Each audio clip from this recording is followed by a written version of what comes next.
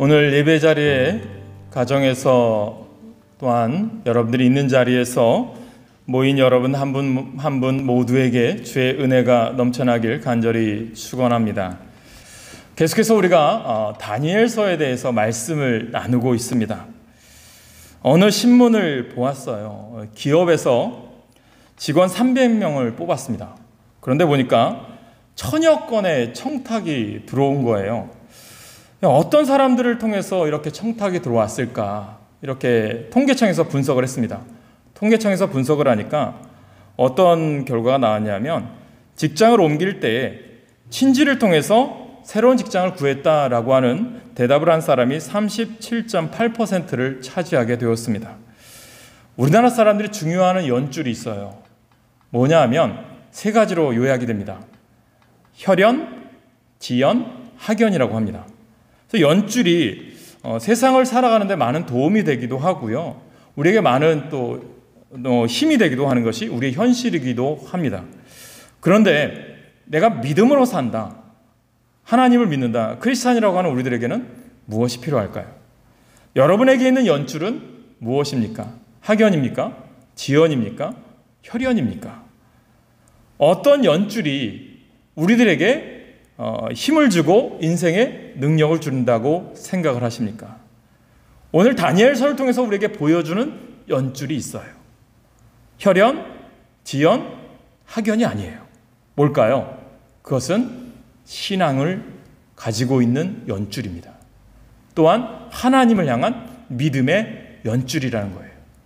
그의 인생을 여러분들 아시다시피 계속해서 다니엘 보시겠지만 어린 시절에 포로로 끌려와서 어려운 부모님도 없고요. 친척도 없어요. 외로운 그의 청년기 시절에 그가 버틸 수 있었던 것은 무엇입니까? 그에게 세상의 연줄이 아니라 하나님을 향한 믿음의 연줄이 있었기에 가능했다라는 것입니다. 다니엘은요, 하나님의 연줄을 붙잡고 세상을 산 사람입니다. 사람의 줄을 포기하고 하나님의 연줄을 붙잡고 살아간 사람, 승리한 사람이라는 거예요. 그래서 오늘 이 말씀이 우리에게 얼마나 중요한지 오늘 본문 2장은 우리에게 보여주고 있다는 것입니다. 가장 불확실한 시대에 하나님을 가장 신뢰하며 살았던 다니엘의 이야기를 통해서 하나님의 힘과 원칙으로 사는 것이 어떤 것인지 오늘 본문을 통해서 우리 같이 은혜를 나누겠습니다. 오늘 본문의 내용은 이래요. 이제 느부갓네살 왕이 바벨론의 왕이 된 지 2년이 되었습니다. 어느 정도 이제 안정이 되었겠죠. 그런데 어느 날 꿈을 꾸게 됩니다. 그 꿈을 꾸고 나면 이상하게 깨고 나면 기억이 나지 않아요. 그러고 나서 또 다음 날 또 잠을 들면 악몽 같은 꿈이 자신을 괴롭히는 거예요. 또 깨고 나면 그 꿈이 무엇인지 정말 힘들고 어려운데 기억이 나지 않아요. 그래서 이 꿈을 해석하기 위해서 그 당시에 지혜로운 자라고 하는 점성가, 술사들을 불러 모아요. 그래서 너희들 내 꿈을 좀 해석해봐, 해몽해봐, 이런 숙제를 내어줬습니다. 이런 배경으로 2장이 시작되어집니다. 다니엘 2장은 우리에게 중요한 포인트를 전해주고 있어요. 2장에서 등장하는 사람들 우리가 발견해 보시기 바랍니다. 오늘은 인물을 중심으로 보려고 하는데요. 2장을 통해서 우리에게 보여주는 인물들이 세 종류가 나오는데 이 세 종류가 어떻게 반응하느냐에 따라 그의 인생이 달라지는 것을 보게 된다는 것입니다. 누구누구 나옵니까? 처음 얘기했던 느부갓네살 왕이 나오고요. 두 번째 부류는 술사들, 세 번째는 다니엘입니다. 이들 똑같이 번뇌가 생겼고 고민이 생겼고 고난이 다가왔고 아픈 문제들이 있었습니다. 문제를 만나는 공통점이 있었지만요, 이들에게는 차이점이 있었다라는 거예요. 그것이 오늘 바로 문제 앞에서 어떤 지혜로 풀어가느냐, 오늘 본문에서 발견할 수 있는 중요한 메시지인 것입니다. 오늘 첫 번째 등장하는 인물인 느부갓네살 왕을 한번 볼까요? 이제 2장 1절을 이렇게 시작하죠. 느부갓네살이 다스린 지 2년이 되는 해에 느부갓네살이 꿈을 꾸고 그로 말미암아 마음에 번민하여 잠을 이루지 못한지라, 이런 말씀을 시작합니다. 계속해서 악몽을 꾸게 되는 거죠. 그런데도 그 꿈이 무엇인지 기억이 나지 않습니다. 여러분들도 꿈을 꾸고 나서 뭔가 좋은 꿈 같은데도 기억 안 날 때도 있고 악몽 같은데도 기억 안 나는 게 있으시잖아요. 여러분들도 그런 삶을 많이 경험하시잖아요. 느부갓네살 왕이 그런 거예요. 얼마나 답답했겠습니까? 그 당시 최고의 권력과 부귀영화를 누렸던 사람인데 기억이 나지 않아요. 그러니까 그 당시에 똑똑한 사람들을 불러 모은 거죠. 무엇이 부족했겠습니까? 중요한 것은 무엇입니까? 여기서 주는 교훈은 여러분, 느부갓네살이 가진 것이 많고 또한 부귀영화를 누리고 있고 부하들도 많고 한 나라의 왕입니다. 전 세계를 제패했던 그런 왕이에요. 부러울 게 없는 사람이죠. 그렇다면 이 느부갓네살 왕을 통해서 우리가 깨달아야 될 것은 무엇입니까? 아무리 여러분 이 세상에 부귀영화나 권력이 우리 인생에 행복을 가져다 주지 못한다라는 거예요. 이것을 발견하셔야 됩니다. 우리가 부를 쫓아 살아가려고 해요. 명예를 쫓아 살아가려고 해요. 또 우리들이 세상의 인기를 쫓아 살아가려고 해요. 그러나 그것이 인생 속에서 내 삶 속에서 참된 기쁨과 소망을 주지 못한다는 것을 느부갓네살 왕을 통해서 우리가 배우셔야 되는 거예요. 성경은 그럼 어떤 자가 참된 잠을 자고 어떤 자가 참된 행복을 누리느냐? 시편 기자가 이런 고백을 해요. 시편 127편 2절에 보면 너희가 일찍 일어나고 늦게 누우며 수고의 떡을 먹음이 헛되도다. 그러므로 여호와께서 그의 사랑하시는 자에게는 잠을 주시는도다 라고 말씀합니다. 잠에 대해서 얘기해요. 그러니까 우리가 잠 잘 자는 거에 대해서 그 얘기가 아니에요. 이 잠은 무엇이냐? 평안을 얘기하는 거예요. 평화를 얘기하는 겁니다. 이 잠은 누구에게서 오느냐? 세상의 부귀영화가 아니라 오늘 시편 기자처럼 여호와 하나님으로 말미암아 찾아온 평화. 이스라엘 사람들이 인사하는 샬롬, 이거 똑같은 거예요. 저는 여러분 모두가 느부갓네살 왕이 가졌던 부귀영화, 권력을 부러워하는 인생이 아니라 두렵고 어려울 때 나는 주님만 의지하겠습니다. 주님 바라보겠습니다. 이런 해법을 가지고 사는 참된 인생이 되시길 주님의 이름으로 축원합니다. 두 번째 등장한 인물을 볼까요? 술사들이죠. 그 당시 천문학자, 그러니까 별을 보고 그 당시는 운세를 보기도 했고요. 별을 보고 모든 징조를 이제 얻기도 했습니다. 그래서 그 당시 지혜자들은 거의 점성가들이 많았어요. 지혜로운 사람이라고 하는 술사들이 느부갓네살의 꿈을 해몽하라고 할 때 어떻게 하냐면 이 장을 여러분들이 쭉 묵상해 보시면 지혜롭게 얘기합니다. 지혜자이기 때문에 이제 논리정연하게 느부갓네살의 꿈에 대해서 물어보는 거예요. 그러면서 합리적인 이야기를 하는데 왕이요, 당신이 꾼 꿈을 우리에게 말씀해 주면 내가 우리들이 그 꿈을 잘 해몽해 드리겠습니다. 이렇게 설명을 하죠. 그런데 느부갓네살 왕이 그 꿈도 기억나지 않잖아요. 그러니까 강압적으로 힘으로 너희들 내 꿈 다 똑똑하다고 하지 않니? 너희들 지혜자 아니야? 내 꿈이 무엇인지 좀 파악 좀 해보고 내 꿈 좀 해석해봐. 꿈의 내용을 이야기하지 않고 파악하라고 계속 압력을 넣는 거예요. 그런데 계속해서 지혜자들은 그 꿈 좀 얘기해 주세요. 우리가 풀어드릴게요. 그렇게 해도 느부갓네살 왕이 듣지 않는 거예요. 무엇입니까? 안 들리는 거예요. 아주 합리적으로 왕을 설득하지만 전혀 통하지 않아요. 그렇지만 이 술사들이 가지고 있는 지식이 대단한 것 아닙니까? 2장 11절에 보면 이런 말씀을 해요. 왕께서 물으신 것은 어려운 일이라 육체와 함께 살지 아니하는 신들 외에는 왕 앞에 그것을 보일 자가 없나이다 한지라. 적어도 본문에 나오는 이 술사들은 자신의 한계들을 좀 알았던 것 같아요. 그래서 내가 꿈을 알아야 뭘 해석할 거 아닙니까? 꿈을 좀 얘기해 주세요라고 얘기하는 거 아닙니까? 이거 아마 하나님에 대한 지식도 어느 정도 있었던 것 같아요.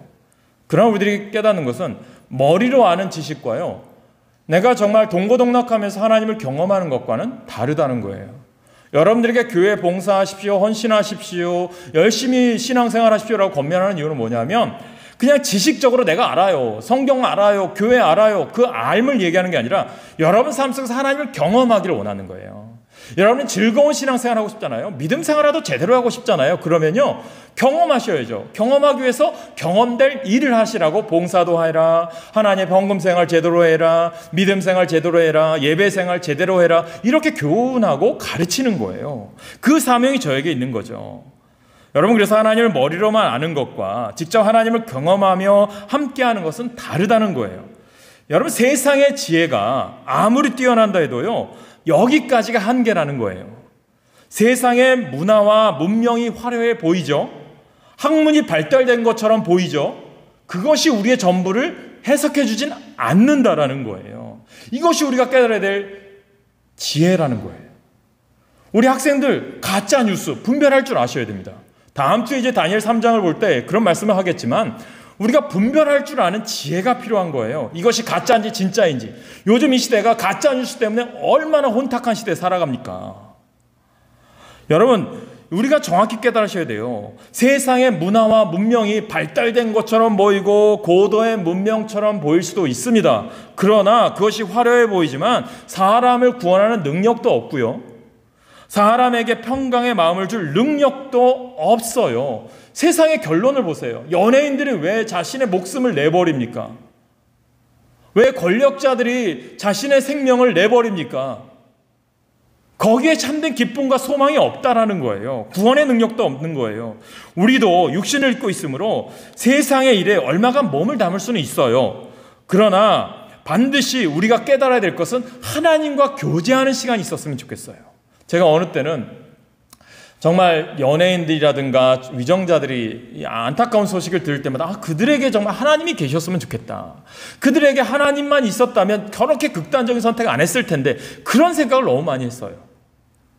우리들이 깨달아야 될 게 뭐냐면 세상을 얻기 위해서 하나님을 잃어버리는 실수를 하지 마셔야 된다는 거예요.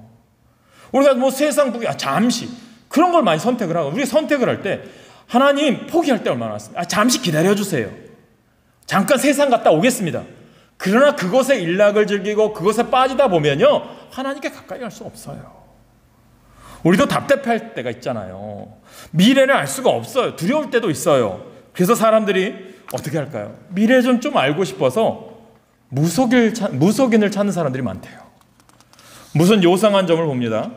뭐 결혼하는 청년들은 사주, 궁합, 타로, 요즘 뭐 타로, 인터넷 점도 많이 본대요. 또 신문에서 뭐 띠에 따라 띠에 따라서 또 오늘의 운세도 보는 사람도 있어요.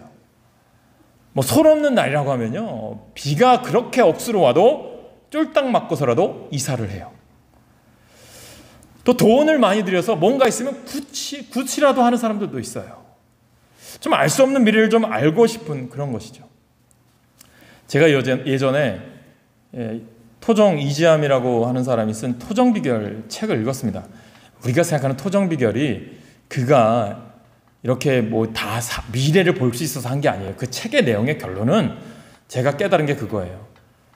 하나하나의 이치에 따라서 일어난 사건들을 분석해 보니까 앞으로 이런 일이 일어날 수도 있겠다라고 한 것들을 그냥 얘기한 것이 어쩌다가 맞은 게 토정비결이에요. 우리가 착각하는 거죠. 그래서 우리나라의 통계청을 분석해 보니까 우리나라의 점쟁이가요 100만 명 이상 된대요. 놀라십니까? 많아요, 그렇게. 그런데 그들 찾는 사람들을 분석해 보니까 어떤 사람들이 이 점쟁이들 찾을까, 무속인들 찾을까 보니까요, 크리스찬이 30%나 된대요. 여러분은 어떻습니까? 아니라고 믿습니다. 이것을 우리가 주의하셔야 돼요. 이것은요, 우상 숭배하는 일입니다. 우상 숭배는요, 하나님이 제일 싫어하시는 거예요. 우리의 삶의 모습이 점쟁이 손에 달려 있습니까? 우리의 미래가 점쟁이 손에 달려 있습니까? 현재도 미래도 우리의 모든 것은 하나님의 손에 달려 있음을 믿으시길 축원합니다. 그런데 하나님을 믿는다고 하면서 점쟁이에게나 찾아가서 물어본다면 하나님의 마음이 얼마나 아플까요? 화가 나지 않으시겠습니까? 결국 이 술사들의 결론은 뭡니까? 비참하게 죽고 말아요. 알고 있는데 왜 죽었을까요? 지식은 있었지만 그들 내면에 마음에 하나님이 없었기 때문입니다. 이것이 지식의 공허함이라는 것을 알아야 됩니다. 그래서 우리 자신도 되돌아보셔야 돼요. 여기에 반해서 오늘 우리가 읽은 이제 36절부터 나오는 이 다니엘의 꿈의 해석을 보면 세 번째 인물 다니엘을 통해서 보는 것은 뭐냐 하면 이 느부갓네살 왕이나 술사들과 다니엘이 다른 점은 무엇이겠습니까? 이 세 사람들이 똑같이 처하는 상황이 있습니다. 반응이라고 생각을 해요. 여러분, 믿음이 좋다고 해서 어려움은 피해가지 않아요. 여러분, 13절을 볼까요? 왕의 명령이 내림에 제자들은 죽게 되었고 다니엘과 그의 친구들도 죽이려고 찾았더라. 우리가 깨닫는 게 있습니다. 내가 교회 다니고 믿음 생활 열심히 한다고 문제들은 피해가지 않아요. 어려움도 와요. 만사형통되는 게 아니에요. 그런데 깨닫는 게 뭐냐면 믿음이 좋은 다니엘에게도 문제는 피해가지 않아요. 다가옵니다. 중요한 것이 있어요. 예수님께서 마태복음에 보면 산상수훈, 팔복에 대해서 이야기합니다. 산상수훈을 하신 이후에 결론의 마지막 부분에 7장에서 어떤 얘기하냐면 지혜로운 자와 어리석은 자를 예를 들으세요. 그러시면서 지혜로운 자는 반석 위에 집을 지은 사람이라고 얘기하고 어리석은 사람은 모래 위에 집을 지은 사람이라고 말씀을 하십니다. 그래서 반석 위에 지은 사람이나 모래 위에 지은 사람이나 똑같이 문제가 다가와요. 비가 오고 창수가 나고 바람이 불고 또한 어려운 태풍이나 고난이 똑같이 옵니다. 그런데 어떻게 될까요? 어려움이나 고난, 위기가 피해간다는 것이 아니라 똑같이 오는데 지혜로운 사람이 지은 반석은 그 고난이나 역경 가운데도 흔들리지 않는다라는 거예요. 저는 우리들의 믿음이 그렇게 되길 간절히 축원합니다. 코로나19라고 하는 문제가 누구에게나 다 다가오지만 우리에게 어려움이나 두려움이 오지만 나는 주님이 있기에 반석 위에 지은 믿음이 있기에 흔들리지 않겠습니다라고 하는 믿음이 우리 가운데 있기를 축원합니다. 느부갓네살 왕이나 어리석은 지식인들, 그 술사와는 결정적으로 다른 다니엘의 반응이 있습니다. 다니엘이 얼마나 열심히 기도했겠습니까? 기도의 사람이었다라는 거예요. 목숨을 걸고 한 거죠. 오늘 우리 특송을 하시는 지휘자님이 계시지만 우리가 성가대로 이렇게 모이지 못하지만 특송을 하면서 얼마나 많은 준비를 하셨겠습니까? 주중에 곡을 정해했고 이제 또 연습도 해야 되는데 열심히 하셨을 줄로 믿습니다. 또 여러분들 성가대로 또 모이지 못하지만 이 기간이 열심히 준비하는 기간이 되셨으면 좋겠어요. 목소리도 다듬고 내가 어떻게 하면 발성 연습도 하시면 좋을 것 같아요. 저도 이렇게 온라인으로 예배를 드리는데 여러분 쉬울 것 같아요? 더 어려워요. 대면 예배보다 더 준비하는 게 많이 걸려요. 목소리 또 잘 내야 되고요. 이게 녹화되니까 이게 증거로 남잖아요. 내가 실수하면 어떡하지? 이게 생방송이니까 실수하면 어떡할까? 많은 두려움이 있어요. 이렇게 설교하기 위해서 주중에도 여러분들 이 자리에 와서 연습도 하거든요. 여러분들 주일 한번 찬양 드리기 위해서 여러분 또 대표 기도 맡으신 분들은 어떨 것 같습니까? 어떤 자세로 하나님 앞에 기도를 하십니까? 점검해 보시고 한번 같이 모일 때 예배 드릴 때 하나님 내가 주님 앞에 바로 서겠습니다. 결심하시기 바랍니다. 여러분들 이 시간 온라인으로 예배를 드리지만 여러분의 모습을 저는 다 볼 수 없어요. 여러분 이 시간 졸고 있는 분 계십니까? 학생들 졸고 있나요? 우리 어린이 졸고 있나요? 또 아니면 잠옷바람으로 예배 드리는 분 계십니까? 전 볼 수 없지만 누가 보실까요? 하나님은 다 보고 계셔요. 여러분 예배 자리에 누가 계세요? 하나님이 여러분 가정에, 여러분 일터에, 사업장에 하나님이 계신 줄 믿으시길 간절히 축원합니다. 그러므로 하나님 보시기에 거룩한 예배자가 되시길 소망합니다. 우리가 비가 내리고 창수가 나고 바람이 불어 그 집에 부딪히는 가정의 위기가 오고 자녀의 위기가 오고 내 인생의 위기가 올 때 오늘 본문에서 다니엘이 보여주는 위기 앞에서 결정적으로 다니엘이 술사와 느부갓네살 왕이 갖지 않았던 것을 갖고 있었어요. 그것을 오늘 말씀드리고 싶은 거예요. 뭡니까? 답답할 때 어떻게 해야 합니까? 두려울 때 어떻게 해야 합니까? 왕이 지혜자들 다 죽이라고 명령을 하잖아요. 다니엘과 친구들 다 죽게 되었잖아요. 두려운 일, 답답한 일, 억울한 일, 분통 터지는 일들이 있어요. 그 가운데 다니엘은 무엇을 합니까? 하나님을 의지하는 사람이에요. 다니엘은 위기를 만날 때 의지할 절대자 하나님이 그 중심에 계셨다라는 거예요. 자동으로 반응을 하는 거예요. 요즘 센서가 있어서 자동으로 문도 열리고 자동으로 많은 시스템이 되어 있잖아요. 그러니까 우리 그리스도인들도 자동으로 반응하셔야 된다는 거예요. 아, 내가 위기가 온다? 아, 내가 기도해야 될 때구나. 내가 좀 힘들 때가 있구나. 아, 말씀 볼 때구나. 여러분들 나눠드린 편지에 보면 성경 읽기표 있어요. 읽으세요. 자동으로 반응하시라는 거예요. 누가 대신해 주겠지? 아니, 주님은 여러분들이 하시기를 원해요. 걱정이나 근심할 때 근심이 아니라 하나님 원하는 게 뭐지? 아, 기도다. 기도를 시작하시기 바랍니다. 우리가 다니엘에게서 배워야 할 점이 바로 이것이라는 거예요. 오늘 18절을 보십시오. 하늘에 계신 하나님이 이 은밀한 일에 대하여 불쌍히 여기사 다니엘과 친구들이 바벨론의 다른 지혜자들과 함께 죽임을 당하지 않게 하시기를 그들로 하여금 구하게 하니라. 주님은 여러분들이 스스로 하기를 원하시는 거예요. 이처럼 우리가 기도할 때 하나님께서는 우리를 위해서 어떻게 할까요? 움직이시는 분이세요. 다니엘을 그냥 내버려 두시는 분이 아니시잖아요. 이미 우리의 처지를 다 알고 계시죠. 하나님 다 아시겠죠? 알아서 해주세요. 그렇게 할 수도 있겠죠. 그러나 하나님이 원하는 게 뭐죠? 우리가 도움 청하기를 하나님께서는 기다리시는 분이에요. 예수님께서 탕자가 방황하고 아버지의 곁을 떠났을 때 그가 자동으로 돌아올 것을 알고 계신 게 아니라 하나님 아버지는 뭡니까? 그에게 찾아가서 끌고 온 게 아니라 돌아오기를 기다리시는 아버지의 마음을 주님은 표현하시고 계신 게 탕자의 비유예요. 오늘 여러분들에게 제가 드리고 싶은 말씀이 그거예요. 아버지가 다 해줄 수 있겠죠. 교회 일 누구나 다 할 수 있겠죠. 그러나 내가 하나님께 쓰임받는 게 복임을 믿으시길 간절히 축원합니다. 그러므로 어떤 일이든지 걱정이나 근심부터 하지 말고 내 삶의 우선순위가 기도의 사람이 되시길 간절히 축원합니다. 에레미야 선지자가 눈물의 선지자 이런 말을 해요. 너희가 온 마음으로 나를 구하면 나를 찾을 것이요 나를 만나리라. 너는 내게 부르짖으라. 내가 내게 응답하겠고 내가 알지 못하는 크고 은밀한 일을 내게 보이리라. 아멘. 하나님이 만나 주실 때까지 온 마음으로 전심전력 기도해 보시길 간절히 축원합니다. 크고 은밀한 하나님의 일을 보여주실 때까지 부르짖어 기도해 보시길 축원합니다. 우리 안에 계시는 성령님이 깨닫게 해 주실 때까지 기도하시길 바랍니다. 다니엘에게서 또 배울 것이 뭐냐면 기도의 동역자가 있었다라는 거예요. 함께 기도해 줄 사람. 우리 특성을 하셨지만 누군가 날 위해 기도하네.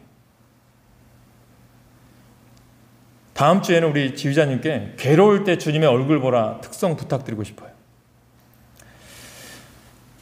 여러분 지난주에 말씀드린 것처럼 다니엘에게 만남의 축복이 있어요.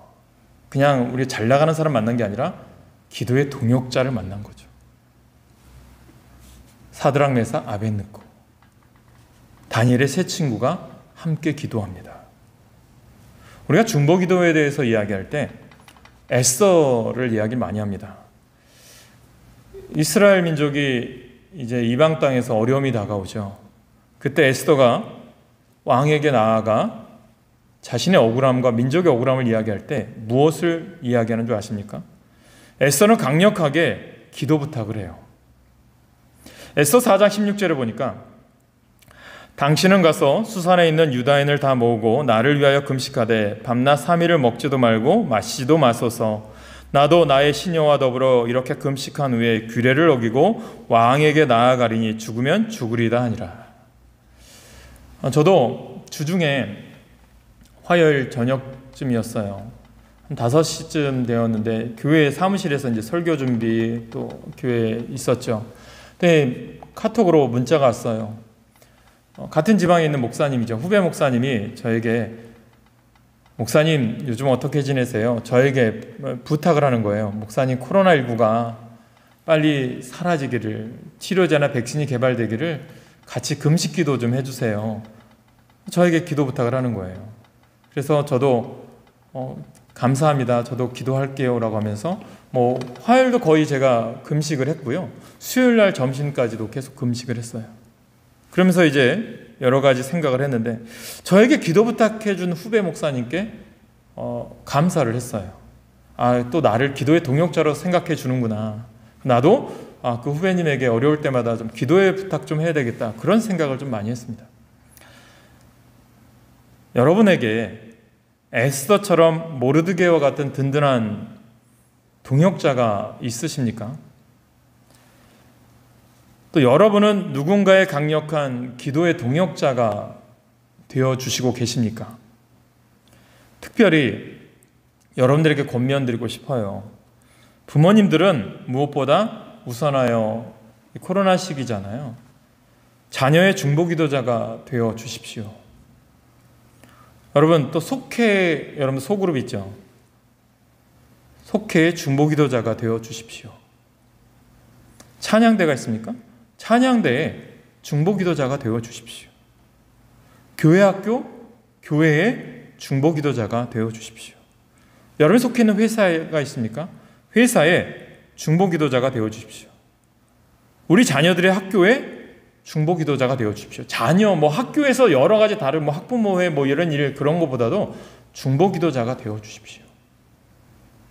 그래서 미국에서 목회할 때 우리 교회가 좀 교회 학교가 지금 어려운 코로나 때문에 어렵지만 이 미국 교회에 있을 때 부모님 기도회가 있었어요. 어머니 기도회가 있었어요. 학생들을 위해서 어머니들이 모여서 교회에서 기도하는 시간이 있었어요. 너무 감사하더라고요. 우리 교회도 그게 생겼으면 좋겠어요. 코로나가 좀 안정이 되고 아이들도 모이고 부모들도 그 아이를 위해서 기도하는 시간이 있었으면 좋겠어요. 우리 도시와 파주시와 나라와 열방을 품고 기도하는 중보자가 되어 주십시오. 기도할 때 하나님의 비밀을 아는 지혜를 주십니다. 여러분 믿어도요 제대로 믿어보자고요. 기도도 제대로 해보자고요. 뜨뜻미지근한 신앙이 아니라 하나님을 향한 열정과 소망 가운데 사셔야죠. 그래야 여러분 삶 가운데 하나님 주시는 기쁨이 있습니다. 그러다 밤중에 이상으로 꿈의 비밀을 다니엘에게 하나님이 알려주세요. 19절에 보면 이에 이 은밀한 것이 밤에 환상으로 다니엘에게 나타나 보이매 다니엘이 하늘에 계신 하나님을 찬송하니라. 다니엘에게 계시해 주신 꿈을 통하여 무엇을 말씀하십니까? 역사는 제가 읽어드린 이 본문 2장 36절 49절에 보면 모든 역사의 주관자는 누구냐? 하나님의 손에 달려 있다라는 것을 보여주고 있어요. 다니엘은 금 같은 나라, 은 같은 나라, 녹 같은 나라, 철 같은 나라가 각각 세워지리라라고 말씀합니다. 그러나 그 네 개의 특징을 가진 제국이 하나의 신상을 이루고 있습니다. 이것은 세상의 모든 나라들이 하나님을 떠난 땅의 나라들임을 나타낸 거예요. 이것은 마치 요한계시록에서 바벨론을 하나님을 떠난 이 세상의 상징으로 표현했듯이 다니엘 역시 이 네 제국으로 하나님을 떠난 이 세상을 상징적으로 표현하고 있어요. 다니엘은 이 세상의 권세와 힘이 어떠하든 간에 결코 영원하지 않아요. 오직 하나님 나라만이 영원합니다 라고 하는 것을 우리에게 전해주는 게 다니엘서의 메시지입니다. 강대국, 전 세계의 강대국, 이 나라 전 세계를 정복했던 페르시아 제국, 대영 제국, 인도나 전 세계를 2차 세계대전 이후에 모든 제국들이 지금까지 있어요. 망해져 갑니다. 미국이 전 세계를 다스린다. 이게 영원할 것 같습니까? 하나님의 뜻이 아니면 영원하지 않아요. 대기업은 어떻습니까? 대기업을 분석해 보니까 20세기 초에 있던 대기업 100개 중에 지금까지 있는 기업은요 100년도 못 갑니다. 20%도 되지 않아요. 하나님이 함께하지 않으면 안 된다는 것을 믿으시기 바랍니다. 제가 주중에 웨슬리안 타임즈라고 감리교 평신도 신문이에요. 거기서 기사가 하나 떠서 제가 아는 분 회사의 기사였어요. 너무 감사하더라고요. 지금 감리교 전국 장로 연합회 회장님이 그 회사 대표이사세요. 그 밑에서 바로 밑에서 일하시는 장로님이세요. 그분과 제가 전도사 때부터 친했습니다. 지금도 가끔씩 전화하고 교제하는 분이신데 이 회사의 특징이 있어요. 뭐냐면 사내 예배를 드립니다. 회사 이름 그냥 말씀드릴게요. 경진이래입니다. 이 회사가 무엇을 기념하느냐? 제가 전도사 때였어요. 한 번은 저한테 전도사님, 저희 회사 10주년인데 수건을 하나 기념으로 마치려고 하는데 수건 잘 하시는데 좀 아시는 데 있어요? 저한테 소개해달라고 부탁을 하셨더라고요. 그래서 제가 어느 곳의 수건이 되게 좋더라고요. 그곳에 한번 해보시는 게 어때요? 그래서 제가 그 장로님에게 여쭤봤죠. 장로님, 회사 개업한 지 회사가 10주년 됐어요? 라고 했더니 그게 아니라 이분이 이런 말씀 하시더라고요. 우리 회사가 사내 예배 드린 지 10주년이 돼서요. 10주년 예배 감사 수건을 만들어서 교회 분들하고 지역에 나눠주려고 합니다. 회사원들하고 나눠주려고 합니다. 이런 말씀을 하시는 거예요. 야, 제가 여태 보았어도 개업 10주년이라든가 뭔 기념 10주년을 봤어도 사내 예배 10주년 기념으로 이렇게 수건을 마치는 회사는 처음 봤어요. 저는 우리 교회 사업을 하시는 분들의 기업이 이러한 기업이 되어서 형통케 되길 간절히 축원합니다. 그 기업이 웨슬리안 타임즈에 이제 사내 예배 38주년 됐다라고 하면서 기사를 썼어요. 너무 감사하더라고요. 사랑 여러분, 그 기업이 지금 되게 번창했어요. 천안에 이제 창고까지 더 크게 지어서 수입 잔디깎기라든가 수입 모터 이제 나무 자르는 그런 것들을 수입해서 판매하시거든요. 저는 여러분들의 기업이 하나님이 기뻐하는 기업이 되고 하나님이 기뻐하는 가정이 되길 축원합니다. 오늘 다니엘의 삶은 어떻습니까? 아직 부모 밑에서 자라야 할 청소년기, 사춘기죠. 요즘 우리 사춘기 참 힘들어요, 그죠? 중2병도 많고 또 참 자녀 교육을 저도 하지만 제 마음대로 안 되는 게 참 자녀 교육 같아요. 이 청소년기에 다니엘은 어땠을까요? 거대한 불행과 맞서 싸워야 했습니다. 언제 자신을 죽일지 모르는 광기 어린 군주 밑에서 일하면서 살던 다니엘. 그러나 그는 그러한 그의 삶에도 불구하고 불안해하거나 두려워하지 않아요. 그는 하나님의 평강을 간직한 자이기 때문이라고 생각합니다. 우리는 자신의 교만과 탐욕과 영적인 나태함이 산돌이신 주님의 말씀에 부딪혀서 산산이 부서지는 경험이 우리 가운데 있어야 됩니다. 그래서 야, 예수 믿으면 뭐라고 해요? 야, 너 깨져야 돼. 그 말이 그 말이에요. 그래야 바로 설 수 있거든요. 믿음 생활, 신앙 생활은 어려울 때 드러난다라고 수도 없이 말씀드리잖아요.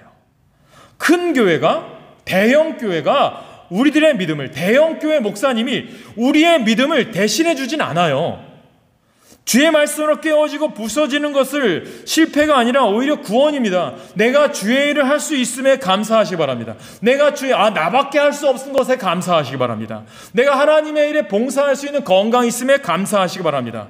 내가 쓰임받을 수 있는 것에 감사하시기 바랍니다. 다니엘도요, 자신의 환경과 조건들, 나밖에 할 수 없음에 두려워하지 않아요. 오늘 말씀을 통해서 우리의 영이 교만과 탐욕과 세상의 쾌락으로 병들기 전에 늘 자신을 살펴서 건강한 영이 되시길 간절히 축원합니다. 다니엘은 바벨론이라고 하는 거대한 현실 속에 살았지만 하나님의 손에 붙잡혀 살았어요. 그 결과 다니엘의 인생은 하나님의 손에 의해서 결정됐어요. 오늘 우리 개인의 인생 역사도 모두 하나님의 손에 있음을 믿으시길 축원합니다. 우리도 다니엘처럼 어려움 만났을 때 하나님 앞으로 그 문제를 가져가 응답받기를 원합니다. 그것을 통해서 하나님과 소통하는 기쁨을 누렸으면 좋겠습니다. 또한 하나님을 찬양하고 하나님, 사람들에게 선포함으로 응답하신 하나님께 마땅한 반응으로 살아가는 우리 모두가 되길 간절히 소망합니다. 성도는 자기 시대 세속 환경 한가운데서도 하나님께서 이끄신 우리 삶의 자리에서 하나님 나라를 드러내고 살아가야 합니다. 당장 죽을 것 같은 위기 속에서도 모든 상황을 선용하시는 지혜와 총명의 하나님을 신뢰하며 하나님 백성답게 살아가야 합니다. 하나님의 지혜와 권능은 그분을 의지하는 자를 통해서 드러나게 되어 있어요. 코로나19 시대에 하나님과 독대하는 골방을 잃지 마시기 바랍니다. 늘 말씀의 묵상과 기도로 하나님께서 주시는 계시의 통로를 열어 놓으시기 바랍니다. 그래야 주께서 나에게 주시는 위험의 신호를 받아야 잘못된 길에서 벗어날 수가 있어요. 그래야 주께서 복된 길로 나를 인도하실 때 그 신호를 미리 받고 신령하고 아름다운 열매를 맺는 삶을 살아갈 수가 있습니다. 여러분, 한 주간 내 인생 하나님 손에 달려 있습니다. 그 믿음으로 하나님께 응답하고 반응하는 삶이 되셔서 우리 교회가 이 온라인 예배를 지나서 우리가 함께 이 지역을 세우고 하나님 교회가 다시 새로워지는 부흥의 역사를 이끌어가는 교회가 되기 위해서 여러분 한 사람 한 사람이 하나님께 귀히 쓰임받는 모든 성도가 되시길 주님의 이름으로 간절히 축원합니다. 기도하겠습니다.